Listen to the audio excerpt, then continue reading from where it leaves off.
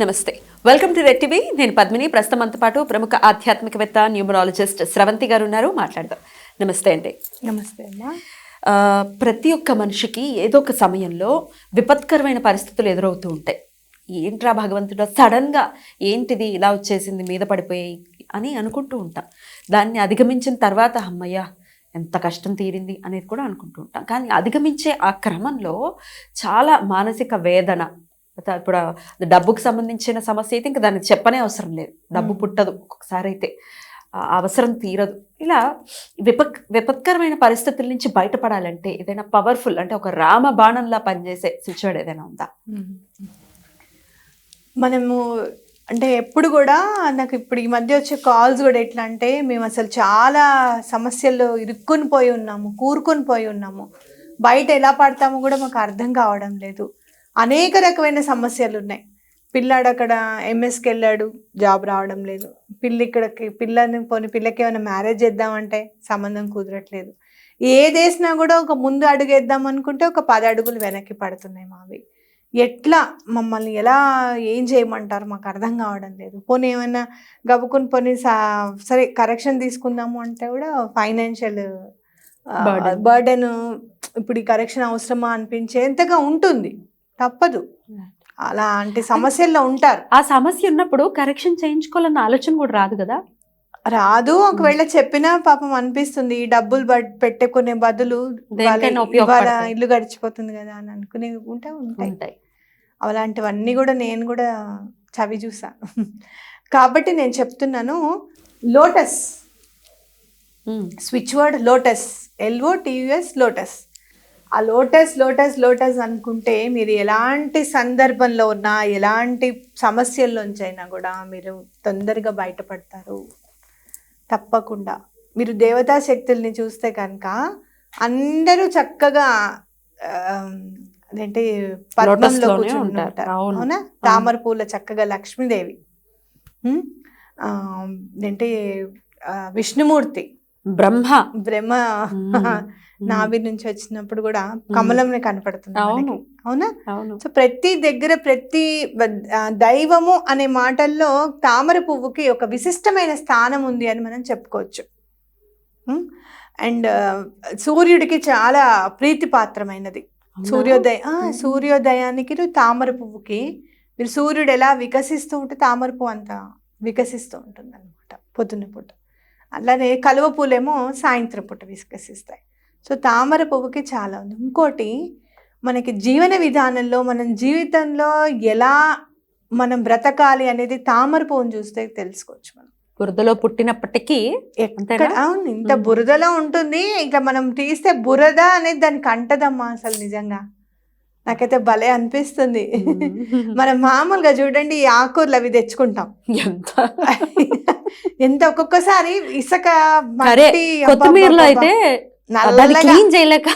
అవునా కదా, కాసేపు వదిలేసేయాలనిపిస్తుంది నీళ్ళల్లో.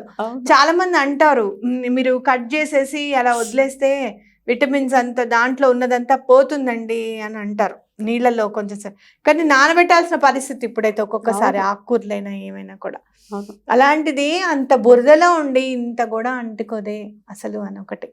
మనకి ఎప్పుడు కూడా తామరాకు మీద నీటి బొట్టులాగా ఉండండి, ఏది కూడా పట్టనట్టు అంటనట్టు ముట్టనట్టు ఉండండి అని చెప్తారు చూడండి.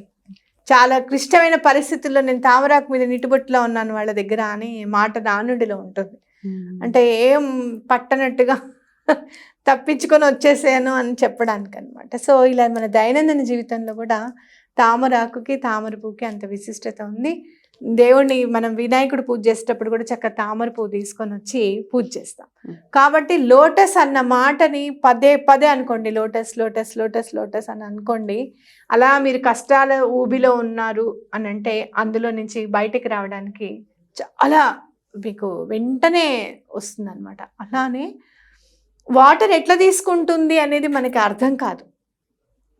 మీరు మనకి మామూలుగా చెట్టులాగా ఇట్లా మీరు దాన్ని ఏమంటారు, కొమ్మలు అట్లాంటివి ఏమీ ఉండదు.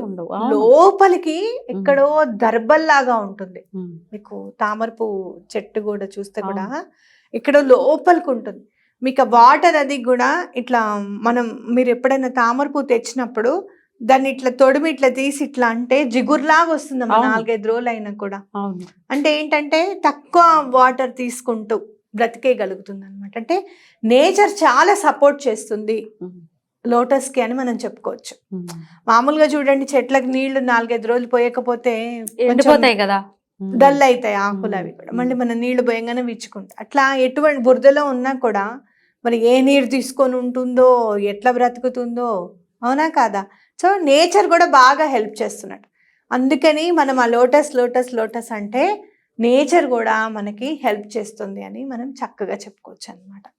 కాకపోతే ఇప్పుడు ఈ కష్టాల్లో ఉన్నప్పుడు ఆలోచన కూడా రాదు, మనసు నిలవదు. ఫస్ట్ చెప్పుకోవాలంటే ఫస్ట్ ఎప్పుడు అంటే ఆ నెగటివ్స్ లోకే వెళ్ళిపోతూ ఉంటాం, ఏమవుతుందో ఏమవుతుందో అని. మరి మనసుని కేంద్రీకరించడం ఎలాగా? అందుకే చిన్న స్విచ్ వర్డ్ చెప్పాను, lotus lotus lotus lotus lotus lotus అని అనుకుంటూ ఉండండి అంతే. 28 times అనాలి lotus lotus lotus lotus lotus lotus lotus. ఇట్లా 7 times అయింది. అట్లా 4 times అనుకుంటే ఆ 28 times మీద కూడా మనకు ధ్యాస ఉండదు. Lotus lotus lotus lotus lotus lotus lotus lotus lotus lotus lotus lotus lotus lotus. బాగుంది, ట్యూన్ కూడా బాగుంది, ఏదో హమ్ చేస్తుంది. అదే 7 times అయిపోతుంది. అట్లా 7 times 7 4s 28. 4 సార్లు అనేసాం. ఓకే. కాకపోతే ఏంటంటే చాలా మీరు అవడానికి మాత్రం చాలా చిన్నదమ్మా ఈ వర్డ్, కానీ అది చేసేవి మాత్రం చాలా చాలా బాగా పనిచేస్తుంది. ఈ 520741 మనం రాసుకుంటూ లోటస్ లోటస్ లోటస్ అనుకుంటే మనకి ఆపర్చునిటీస్ కూడా దొరుకుతాయి. ఆపర్చునిటీకి బాగా అంటే ఏదైనా అవకాశాల కోసం చూస్తున్నాము అనుకున్నప్పుడు ఈ లోటస్ వర్డ్ అనేది చాలా బాగా పనికొస్తుంది అనమాట మనకి. వర్డ్ ఎంత పవర్ఫుల్ అయినప్పుడు లోటస్ ఫోటోని కూడా పెట్టుకోవచ్చా ఇంట్లో? తప్పకుండా తప్పకుండా పెట్టుకోవచ్చు. అందుకే మన పూర్వీకులు మనము సనాతన ధర్మం చాలా గొప్పది అని నేను చెప్పడానికి. ఎందుకంటే అలా లోటస్ ని ప్రత్యేకంగా పెట్టుకోవడం ఎందుకని చక్కగా అమ్మవారినే కూర్చోబెట్టేశారు అందులో. ప్రతి ఇంట్లో ఎవరింట్లో లేకుండా ఉంటుందమ్మా లక్ష్మీదేవి ఫోటో చెప్పండి. అవును అవునా? అవును. ఇప్పుడు ఇంకా కొత్తగా వినాయకుడి ఫోటోలు కూడా వస్తున్నాయి, ఇట్లా లోటస్ పట్టుకొని ఆయన వస్తున్నట్టుగా. వినాయకుడిని కూడా మనం తామర పూలోనే చూడొచ్చు. అవును. ఎవరింట్లో అయితే నాకు ఇవాళ ఇంకొకటి అనిపించింది, మామూలుగా ఎవరితోనో మాట్లాడుతూ నిన్న అనిపించింది, ఎవరింట్లో అయితే చదువు ఉంది లక్ష్మీదేవి అని అనుకుంటారు కొంతమంది. చాలా మంది అంటారు సరస్వతి ఉంటే లక్ష్మీదేవి ఉండదు, లక్ష్మీదేవి ఉంటే సరస్వతి ఉండదు అని. ఇద్దరికి పడదు అంటూ. అలా తప్పు, అలా ఎప్పుడు అనుకోవద్దు. వినాయకుడిని పూజించండి, ఇద్దరు ఉంటారు పక్కనే, ఇటు పక్కొకళ్ళు అటు పక్కొకళ్ళు. అంటే మనకి మాటలు చెప్తే అర్థం కావేమో అని చెప్పి నిగూఢంగా మనకి పెద్దవాళ్ళు అన్ని ఎక్స్ప్లెయిన్ చేశారు. నాకు నిన్న అనిపించింది అసలు వినాయకుడిని పూజిస్తే ఇద్దరు ఉంటారు కదా. అవును. ఎవరో మాట్లాడుతున్నారు అనమాట, చాలా బాగా చదువుతారండి వాళ్ళ ఇంట్లో అందరు చదువుకున్న వాళ్ళు, కానీ డబ్బుకే వాళ్ళకి లోటు ఉంది అని అంటే, అయితే వినాయకుడిని పూజించమనండి ఇద్దరు ఉంటారు కదా అన్న. మామూలుగా అలా నాకెందుకు అనిపించింది అనమాట. ఆ మాట అనేసరికి వినాయకుడు ఇటుపక్క సరస్వతీదేవి లక్ష్మీదేవి కనపడ్డారు నాకు. అలా అనిపించింది నా మైండ్ లో.